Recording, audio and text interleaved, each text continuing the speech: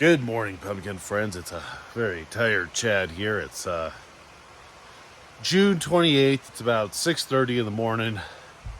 It's a pollination special, so let's get to it. Today is Sunday morning, and I usually sleep in on the weekends a smidgen, as much as you can with children. And I'm just walking on the patch because this is where hopefully a giant pumpkin will be, so it'll get really compacted. And let's do a quick video on pollination. I wasn't going to do one this year, but I figured why not? So we are at the 2350 Ginger plant, and this here pumpkin opened today. This is a one. Let me see here.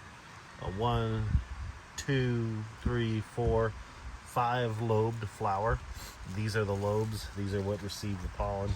Normally, if you were outside, if you were growing outside, you would want to cover up this pumpkin or this flower so that. Sorry, I'm trying to get a good handhold here.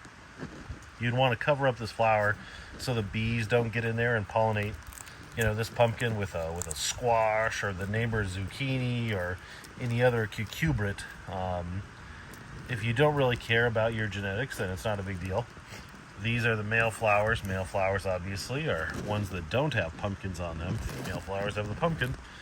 You rip the petals off the male flower, and you apply the pollen to the female pumpkin. Your birds and the bees right here. If you don't know about this, then you need to go have a conversation with your parents. So, as you can see, all I'm doing is rubbing all the pollen, as much of the pollen as possible, anywho, in here. And then what I do is I will typically break off that stamen, and I'll leave it in there. I'm pollinating the 2350 with the 2365 wolf, so it's fairly in the same family tree. So this should be a kind of a cross back to the pumpkin that made the 2350. So we got a second male. We do the same thing. Now, when it comes to genetics, it's kind of a somewhat of a crapshoot. You can make educated guesses, but what you're going for is, some people will go for specific shapes or colors or anything you want to, really. If you continuously breed an orange pumpkin together to another orange pumpkin to another orange pumpkin to another orange pumpkin, then you'll probably get some really orange pumpkins.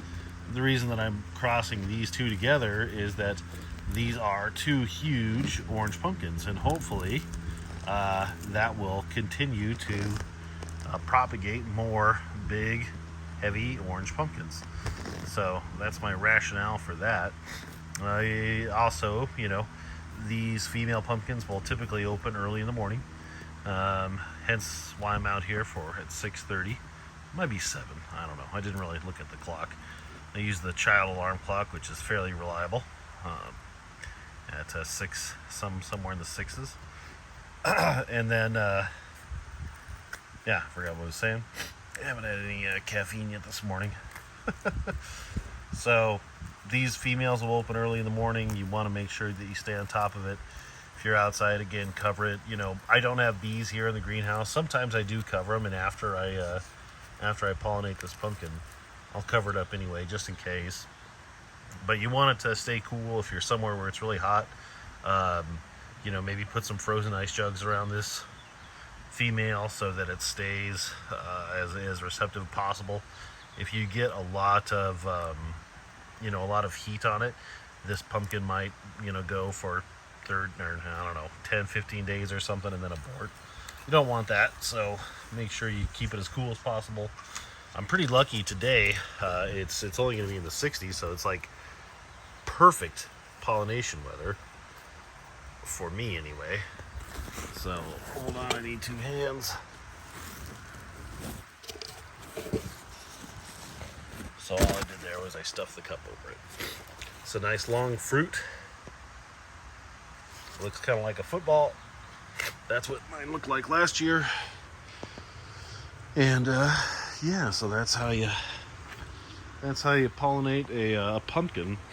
This plant is probably, let's see here, 1, 2, 3, 4, 5, 6, 7, 8, 9, 10, 11, 12, 13, 14, 15, 16, 17, 18, 19.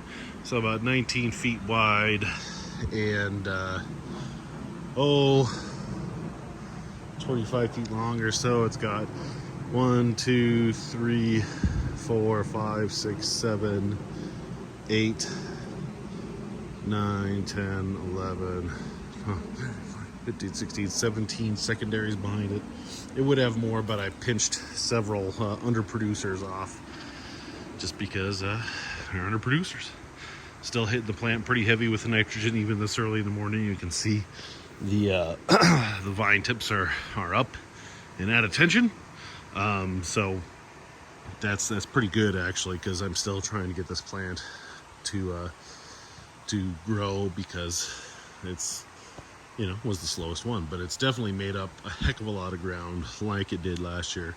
So the walking boards were where I finished vine burying last week, and you know, in let's see what that's, 5 days. Yep, in 5 days it's probably, I don't know, 2 feet, 2.5, 3 feet on some of those. So plant's pretty good. But staying on topic, I don't think there's pretty much anything else you really need to know about pollination. I really don't slow down. I don't alter my fertilizing pretty much at all during this time. As the next day or two, once it warms up and it's hot in here actually, I'm going to start to put a kink in the, not a kink, you know, like an S curve in the vine, so that as the pumpkin grows, it scoots the vine back or forward with it. And what else? If you want to, you could take males inside the night before so that those don't get contaminated by the bees. The most important thing is just to remember to do it if you're at a greenhouse. Otherwise, the bees will probably do it for you outside. But with this one being pollinated, pretty much all my pumpkins are, all my plants have a pumpkin on them.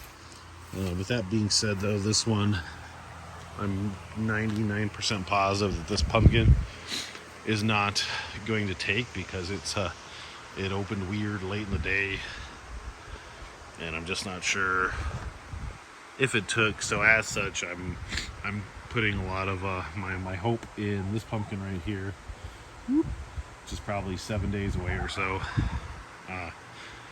and hopefully that one takes, because I'm out of room. I need the headroom to lift the pumpkin out. So pretty much where it's going to be is my last shot. Otherwise, I'm going to have to crank that vine around like it wants to go. And I haven't even looked in the tip to see if there's another one. I'm just having faith that there will be. And then since we're here, let's talk about this one. And this will be in the update video. But since we're talking about pumpkins and pollinations, there's this one. That one is about 7 days old. Actually, it's 7 days old today. 1676 new times the 2365 ginger, or wolf rather. And it's looking pretty good. In the next day or three, maybe Tuesday, I'll probably put my growing board down and we'll get that one set up to go. It's looking pretty good. Nice and round, nice and veiny. So that's it. If you have questions about your pumpkin pollination, please feel free to ask. Oops, wrong way. And I'll answer them for you. Thanks for watching. Hopefully everybody has their pumpkins pollinated and you're staying up on your vine bearing and all that stuff. We'll have an update for you on Tuesday, and I think today I'm gonna get around to making that fertilizer video. So it should be a good one. Make sure to stay tuned to that. Anywho, get out there, grow yourself a giant pumpkin. See ya.